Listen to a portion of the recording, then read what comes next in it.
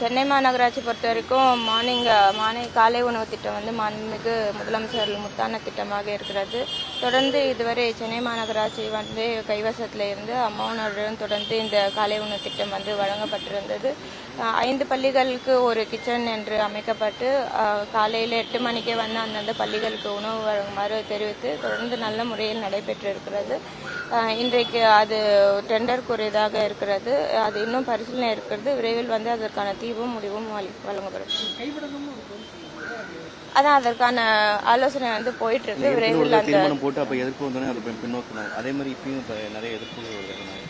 அதான் அது குறித்து ஆலோசனை செய்திருக்கோம். மாநகராட்சி இது தொடர்ந்து நடத்துமாறு கேட்டுக்கொண்டிருக்கிறோம். அது இன்னும் முடிவு எடுக்கப்படல. முடிவு எடுத்த பின்னர் அறிவிக்கப்படும். அம்மா உணவகத்தில் வந்து இந்த சாப்பாடுக்கு அந்த கேஸ் உரிய நிதியெல்லாம் கொடுக்கல அப்படின்னு சொல்லிட்டு ஒரு நம்ம காத்து போச்சு.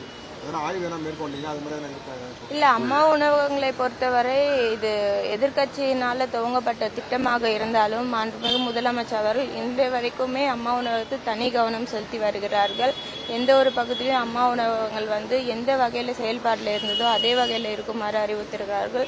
தொடர்ந்து ஒவ்வொரு நிதியாண்டிலும் அம்மா உணவகத்தில் என்று தனியாக நிதி ஒதுக்கப்படுகிறது. அவர்களுக்கு தேவையான சமையல் பொருட்கள் வழங்கப்படுகிறது.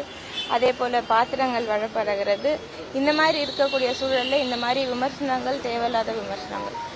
வெளி மாநிலங்களிலிருந்து சென்னைக்கு படிக்க வரக்கூடிய பெண்களுக்கு பாதுகாப்பு இல்லைன்னு ஆளுநர் ஒரு கருத்து சொல்றாரு.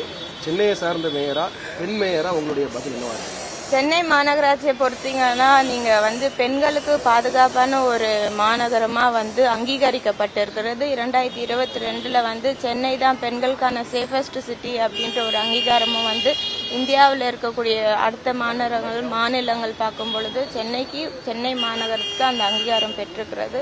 அது மட்டும் இல்லாமல் சென்னை மாநகராட்சியில் ஜெண்டர் அண்ட் பாலிசி லேப் அப்படின்ற ஒரு கையெழுப்பு நடத்துகிறோம். இதில் வந்து பெண்களுக்கு எந்த அளவு பாதுகாப்பு இருக்கிறது, எந்த அளவு பெண்கள் வந்து போக்குவரத்துலையோ இல்லை பொது இடங்கள்லையோ இல்லை பஸ் ஸ்டாண்ட்லேயோ தனியாக போகக்கூடிய சூழல் இருக்க பகுதிகளெல்லாம் என்ன மாதிரி நெருடல் வந்து அவங்க ஃபேஸ் பண்ணுறாங்க, அதுக்கு என்ன தீர்வு காணலாம் அப்படின்னு ஒரு ஆண்டா வந்து அந்த ஆய்வினை மேற்கொண்டிருக்கிறோம். மாண்புமிகு முதலமைச்சர் அவர்கள் இன்றைக்கு பெண்களுக்கான ஆட்சியை நடத்தி வருகிறார்கள்.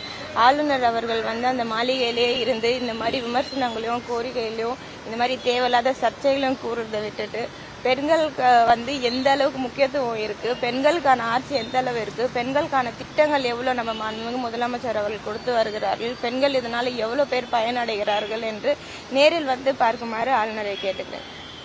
ஒரே ஒரு கேள்வி சார். சமூக நீதி சமத்துவம் அப்படிங்கிற பெயர் அதே நல்லா சொல்றாங்க. ஒரே ஒரு கேள்வி சார். நேற்று அண்ணாமலை என்ன சொல்லியிருக்காங்கன்னா, பிரதமர் மோடி சென்னைக்கு வரும்போது ரோட் ஷோ நடத்தும் போது வந்து திமுக அரசு வந்து அதுக்கு பர்மிஷன் கொடுக்க மாட்டேங்கிறாங்க. ஆனால் வந்து மதுரைக்கு செல்லும் போது முதலமைச்சர் செல்லும் போது வந்து ரோட் பர்மிஷனாக தான் போகிறாங்க, காசு கொடுத்துட்டு வந்து அங்கே போய் மக்களை தான் சந்திக்கிறாங்க சொல்லியிருக்காங்க. திமுக ஒருபோதும் வந்து ஆட்சிக்கு வராது அப்படின்னு சொல்லியிருக்காரு அண்ணாமலை. அவர் கனவு பகல் கனவாகத்தான் இருக்கும். அவரே மக்கள் பிரதிநிதிக்காக நின்ற ஒரு தேர்தல் கூட வெற்றி பெறவில்லை. பாரத பிரதமர்கள் வருகின்ற போது இவர்கள் போக்குவரத்திற்கு இடையூறு ஏற்படுத்துகின்ற இடங்களில்தான் அனுமதி மறுக்கப்பட்டதே தவிர போக்குவரத்து இடையூறு இல்லாத இடங்களில் அவர் ரோட் ஷோக்கு அனுமதி மறுக்கப்படவில்லை. இன்றைக்கு மாண்புமிகு தமிழக முதல்வர் அவர்கள் செல்லுகின்ற இடமெல்லாம் நின்றால் மாநாடு, நடந்தால் பேரணி என்ற ஒரு வரலாறு உருவாகி கொண்டிருக்கின்றது. தானாக சேருகின்ற மக்கள் கூட்டத்தை பார்த்து அவர் அந்த மக்கள் கூட்டத்துடைய வரவேற்பை ஏற்காமல் எப்படி செல்ல முடியும்? இது அவர்களுக்கு வயிற்றெரிச்சலை கிளப்பி இருக்கின்றது. 2026 மாண்புமிகு தமிழக முதல்வர் எங்கள் ஆர்வீர் தலைவர் தளபதி அவர்கள் கையில்தான் என்பதை இந்த கூட்டங்கள் வாயிலாக அவர் செல்லுகின்ற இடங்களெல்லாம் திரளுகின்ற மக்கள் வெள்ளத்தால் நிரூபணமாகி இருக்கின்றது. ஆகவே வயிற்றெரிச்சல் இப்படி ஏதாவது பேசிக்கொண்டு தான் இருப்பார்கள். எங்கள் பணி மக்கள் நலப்பணி, அதை நாங்கள் தொடர்ந்து கொண்டே இருப்போம். இன்று நாளைக்குள் அதற்கு ஒரு முடிவெடுக்கப்பட்டு வெகு விரைவில் ஒப்பந்தம் கோரப்பட இருக்கின்றது. மாண்புமிகு முதலமைச்சர் அவர்கள் அதற்குண்டான முடிவை இன்று எடுப்பார். விடாத, நீ கேட்க நினைச்சத விடாத. புரியல.